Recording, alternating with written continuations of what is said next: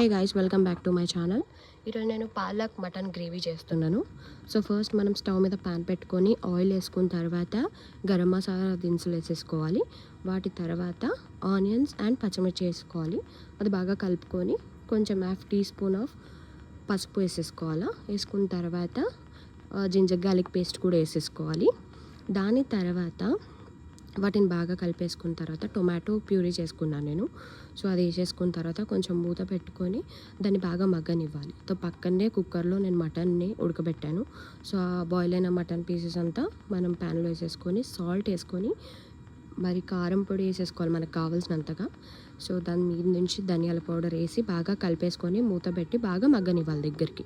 So దాని తర్వాత అది బాగా దగ్గరికి మగ్గిన తర్వాత ఏదైతే మనం పాలకూర పేస్ట్ చేసి పెట్టుకున్నామో ఆ పాలకూర పేస్ట్ అనేది మొత్తం యాడ్ చేసేసుకొని మటన్ మసాలా వేసేసుకొని కలిపేసుకోవాలి. కలిపి మళ్ళీ కోసేపు మూత పెట్టుకోవాలన్నమాట. దాని తర్వాత పైనుంచి లైట్గా కొత్తిమీర కలిపేసేసుకొని దగ్గరికి అయిన తర్వాత తీసి వేడి వేడి అన్నంలో వేసుకొని తింటే ఇట్స్ వెరీ టేస్టీ.